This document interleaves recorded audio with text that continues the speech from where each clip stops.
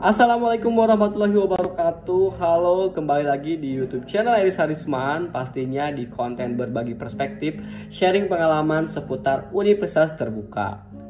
Nah, sebelum aku bakalan share pengalaman waktu pas aku kuliah, aku mau ngingetin buat sobat UT semua, jangan lupa like, comment, subscribe, dan share untuk mendukung konten aku terus membuat konten-konten yang positif dan pastinya bermanfaat, terutama mengenai universitas terbuka. Nah, berhubung banyak sekali teman-teman yang menanyakan seputar karya ilmiah atau karil, tips and triknya seperti apa, lalu bagaimana sih cara membuat karil dan bisa mendapatkan nilai A di karya ilmiah. Sebelum aku bakalan share seputar tips and tricks dan bagaimana cara mendapatkan nilai A serta tepat waktu dalam mengerjakan karil, aku bakalan share dulu penjelasan karya ilmiah karena memang sedikit berbeda dengan skripsi dan pastinya sedikit berbeda dengan kampus yang lain. Jadi buat sobat UT jangan terpaku ataupun jangan membandingkan kampus kita atau UT itu dengan kampus yang lain ketika mau menuju ke skripsi. Nah, biasanya karya ilmiah ini di UT itu biasa diampu atau diambil oleh mahasiswa itu di semester 7. Karena memang sudah mengikuti beberapa mata kuliah penunjang yang itu nanti akan dilakukan di TAP, dan karya itu bisa dikatakan partnershipnya itu TAP. Jadi teman-teman pastinya kalau misalkan mengambil TAP itu biasanya langsung mengambil karya ilmiah, dan di kurikulum sendiri bobot untuk nilainya si karya ilmiah itu 0, tapi TAP itu 4 SKS, dan itu akan berkontribusi antara si karil terhadap si TAP. So pastikan teman-teman itu mengerjakan TAP dan karil itu benar-benar secara maksimal karena nanti akan berkontribusi satu sama lain.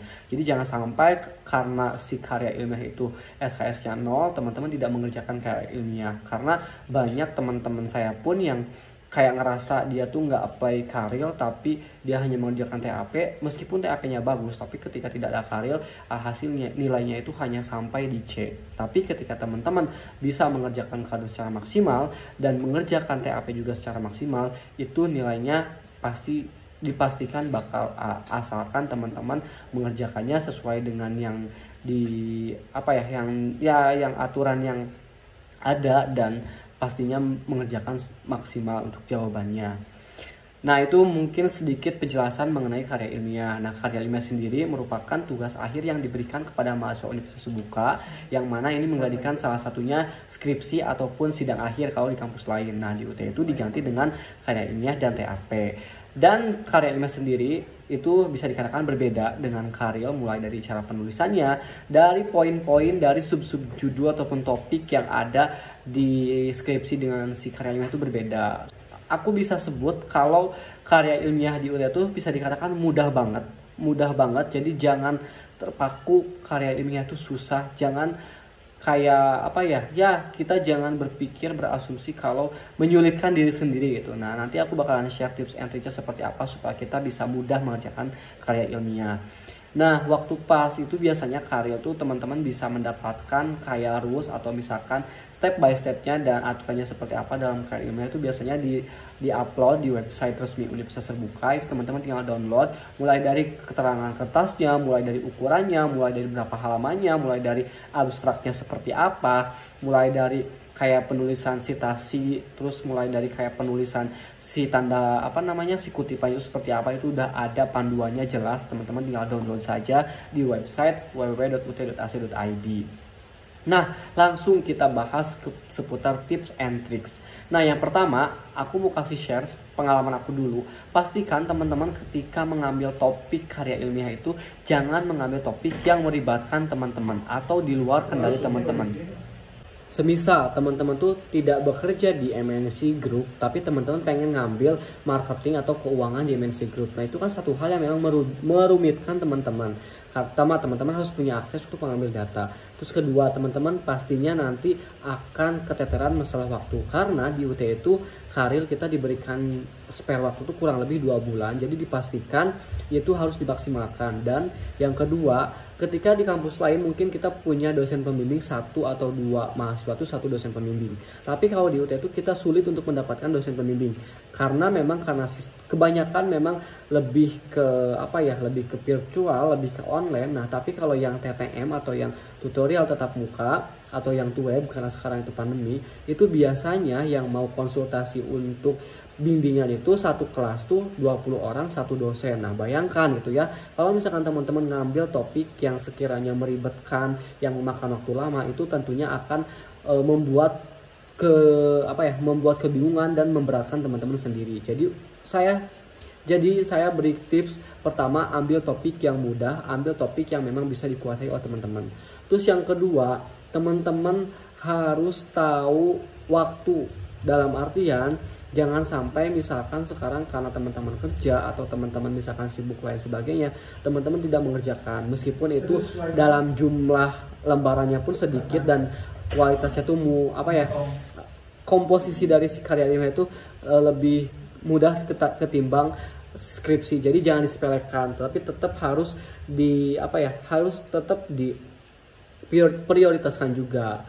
Dan yang ketiga, tipsnya mungkin ya teman-teman setelah mendapatkan topik yang teman-teman kuasai, terus teman-teman punya schedule, punya jadwal yang sekiranya itu akan mempermudah membuat si karya tersebut. Dan yang ketiga ya pastinya jangan ditunda-tunda, karena semudah apapun karya atau semudah apapun skripsi, kalau misalkan kita ditunda-tunda itu tetap akan lebih sulit. Dan yang keempat, harus banyak referensi.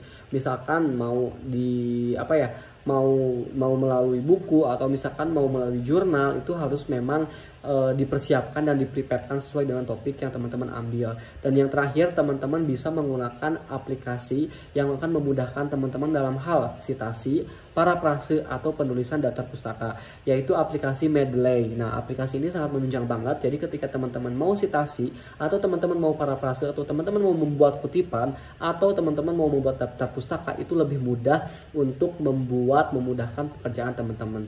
Nah, untuk lebih jelasnya teman-teman bisa YouTube atau bisa googling bagaimana caranya menggunakan aplikasi Mendeley. Nah, waktu pas aku dulu ambil karya ilmiah semester 7 itu, aku karena memang jurusan administrasi bisnis dan memang dari 4 fungsi bisnis mana nih yang akan aku ambil topiknya, mulai dari marketing, finance, sumber daya manusia, lalu ke operasi atau ke produksi. Nah, aku kemarin ngambil lebih ke SDM sama marketing, yaitu lebih ke bagaimana si customer behavior, motivasi belanja online di Instagram. Nah, kenapa aku ngambil topik mengenai customer behavior atau motif belanja online? Karena aku sudah punya basic yang memang selama aku kuliah sampai kemarin itu aku berjualan online gitu. Jadi tahu gimana motivasi orang untuk berbelanja di Instagram itu seperti apa, dan audiensnya pun atau bisa dikatakan responden untuk aku nanti ngambil data pun mudah gitu, karena aku ngambil di situ targetnya itu anak-anak UT Bandung yang memang sering berbelanja di sosial media. Nah, itu aku ngambil kualitatif karena memang aku pengen ngukur